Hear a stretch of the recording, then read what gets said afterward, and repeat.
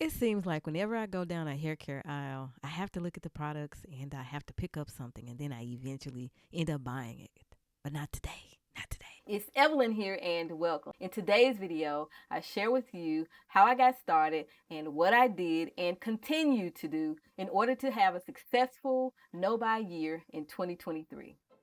What is a no buy year? A no-buy year is when you stop buying or spending money on certain items that you have decided that you will no longer buy. No-buy year is for a year. Just because I say I'm doing a no buy year doesn't mean that you have to do a no buy challenge for an entire year. You can do a no buy challenge anytime you want to for however long you want to. Why I'm doing a no buy year? I am an impulsive buyer. I know I have a problem and I know I need to solve that problem. I want to be a better steward of my finances and I want to have more self-control over my spending habits. I want to save some money and I also just want to be more grateful and have gratitude about what I already have. I have more than enough. These are some of my hair care products and body care products and hair care tools and more hair care products, skincare products and more skincare products, more hair care products, and more hair care products. I have more under my sink as well. I also have some makeup brushes. I have fragrances and skincare products and lipsticks and more lipsticks and foundations and more makeup. In this container, I have eyeshadow palettes and nail polishes. Here is my no buy list for 2023. I am not buying the following items: hair care products, skincare products, makeup, fragrances, candles, kitchen gadgets, nail polishes.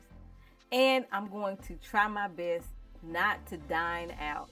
And hopefully, I will have some success with not dining out because I am starting my weight loss journey and I will be preparing my meals at home. So hopefully, I won't have any slip ups when it comes to dining out. Now that you know what I am not buying in 2023, here are the items that I give myself permission to buy this year.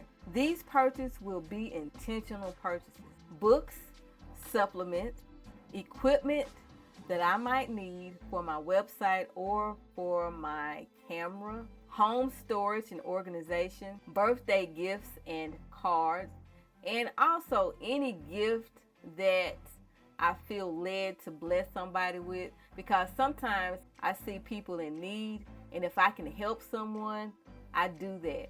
But I have to be led to do that. Last year, I called myself trying to do a no buy. I didn't have a plan. I didn't know my why. That didn't last long because I probably did it for about a month or 2 months and I was back buying stuff. I'm mentioning this because somebody called me on it. They were trying to hold me accountable. And there was somebody that said, I thought you were on a no buy challenge.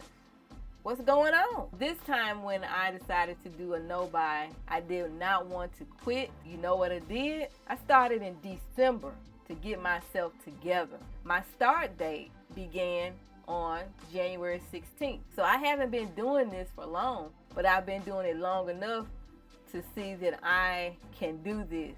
So I just wanted to let you know that I have tried this, but I have failed miserably. I refuse to fail this time. And so I had to set myself up for success. Here are the actions that I took. I have 10 of them. Number one, I had to acknowledge that I had a problem. Every Tuesday, I had to stop at the stores to buy beauty products. Yeah, I had a problem. Number two, once I realized that I needed to do something about this, I decided to define why I wanted to do this no buy challenge. When you know why you want to do something, it makes it much easier for you to be successful at what you're trying to do. If you don't know why you're doing something, 9 times out of 10, you are not going to be successful. But when you know why you want to do it, you will do it. You will get it done. Number 3, sometime around December, early part of January, I made some purchases. I bought everything that I wanted to buy. I bought some hair products that I wanted to try. I bought some makeup. I also bought some kitchen gadgets. Number 4, I removed all these apps except for a few off of my phone. The apps that I'm talking about are apps that are for shopping. But on my phone, I have 3 apps: Amazon, BJ's, and GNC. So I have 3 apps. You might see another app here. That's just my spread shop for my merch shop. That's it. Number 5, I unsubscribed from email lists. Now, I didn't unsubscribe from all email lists because I really don't have a problem when it comes to being tempted to buy something when I receive an email. So most of the time I don't even open the email. Email is not a problem, but for some companies, I do have a problem. And so as a result of that, I had to unsubscribe to their email list. I did that. Number 6, I stopped going into the stores. Stores like Ulta, Bath and Body Works, Sephora, Kohl's. Yeah. I actually started doing this in December. I started slacking off going into the store. Now here I am, January, starting the no buy challenge, and I don't really feel the need to go in there. Go figure. Number 7, I deleted all of my social media accounts. I didn't delete my social media accounts because I was going on a no buy. I deleted my social media accounts for other reasons. But here's what I noticed when I deleted these accounts. I noticed that I wasn't bombarded with a lot of ads. When I was on Instagram, Facebook, and also TikTok, I was always bombarded with ads. The funny thing about that is if I would go to a certain browser, I tend to use a browser where you can't track me. But sometimes I will slip up and I will search on a browser that tracks me. When I end up getting on Instagram after having searched for something and sometimes even mentioned something or even bought something from a store, I will log in to Instagram or Facebook or even TikTok, and guess what? I will see that item in my feed. That's scary because they're tracking you, following you. I don't like that. But I noticed that I would get bombarded with ads. Now that I'm not on social media, it's so much easier to avoid being bombarded with ads. And you're probably wondering, well, aren't you bombarded with ads on YouTube? Nope. Because I pay for YouTube Premium. I don't see ads at all. Okay?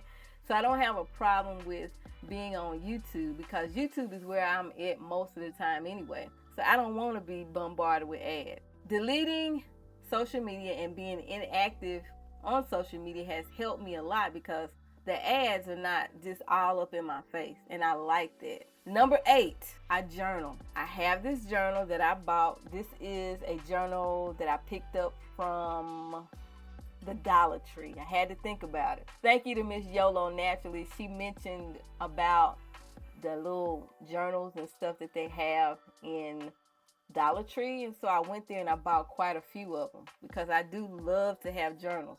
But this is one that I chose to use for my no-buy documentation. Now, I do not write in here every single day, but I have some things in here and I want to share that with you.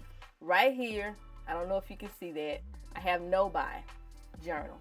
And also, on the very first page, I have the date. And it says January 2023 through December 2023, but I'm actually going from January 2023 through January 2024 because I started on January 16th with my no-buy year for this year. And I also wrote here, I know you can't see it probably, I say no-buy year in 2023, and I write down everything that I am not buying. And then I have my start date written here. It says January 16th. I have my goal here: better steward, save money, no more wastefulness. I don't want to overconsume. And I write myself a note here on the first page: only buy what you need. Then my first official entry is January 19th, and that was on a Thursday, and I say I have not bought any of my no-buy items. So far, so good. And I leave my little self a motivational note, or I guess, yeah, I could say it's motivational. Just because it is on sale doesn't mean you need to buy it. On January the 31st, which was Tuesday, the last day of January, I say the end of January, I did fine with my no-buy. Only problem I had was eating out. So that's something I have to work on. But I also say that hopefully I won't have that problem in February. I will do better. That's what I'm telling myself in my little entry here. And then I tell myself, I say I saved X amount of dollars. I don't have any desire to buy. It was a good month. And then for February 1st, I put on here that I canceled Restream, which was $39.20 a month.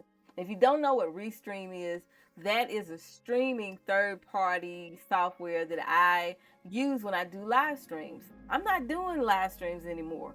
But if I do happen to do a pop-up live, I do it through YouTube. I'm not paying for something that I'm not using. Number 9, I will keep myself busy, especially when I get the urge to want to go buy something that's on my no-buy list. I'll go for a walk. I'll listen to some music. I'll read a book. I'll do a little writing. I'll do a little practicing on my hobby, loom knitting. I would do something to get this mind off of wanting to go buy what's on that no-buy list. Number 10, and this is the last action on the list. I stay focused on my why. I know why I want to do a no-buy year, and I just keep that in my mind. Knowing my why and staying focused on it helps me to have success. Those are the actions that I took and continue to take to help me have a successful no-buy year in 2023. Here is how I did in January. I did better than I thought I would do. And I think I did better because I prepared in December. I got my mind right, and I know why I'm on a no-buy. Knowing why you're on a no-buy or doing whatever it is that you're trying to do, it will keep you focused and you will keep going because you're like, yeah, I'm doing this and I'm succeeding because I'm trying to save this money. I'm trying to get a handle on these spending habits. I'm trying to be a better steward. You know why? And you just keep moving, right? The other thing I noticed in January is that I did not step foot in an Ulta or a Sephora store. I didn't step foot in any of the stores that will cause me to want to buy something. Because you best believe if I'm going in those stores, I'm not walking out empty-handed. I'm going to buy something. The other thing that I noticed during my no-buy, the short little time that I've done it in January, is that I did not make any online orders. I did not receive any packages. I didn't order anything because I saw some advertisement or I saw somebody raving about a product.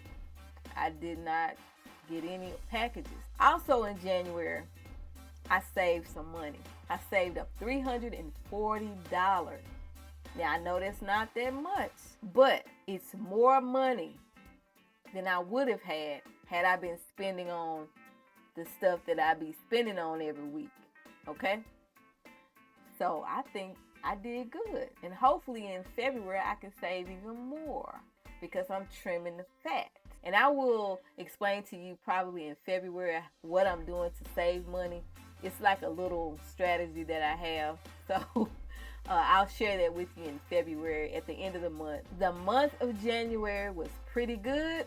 So far, so good. I will keep you posted each month on how things are going with my no-buy challenge. So stay tuned. If you like this video, be sure to tap the like button. That will send a signal to YouTube that you like this video and you want other people to see it. Now that you know what I have done and what I continue to do to have a successful no-buy year in 2023, do you think that is something that you would consider doing in the future? Please let me know in the comments, and I will be down in the comments to engage with you, and you. Until next time, I'll see you in the next video. Peace.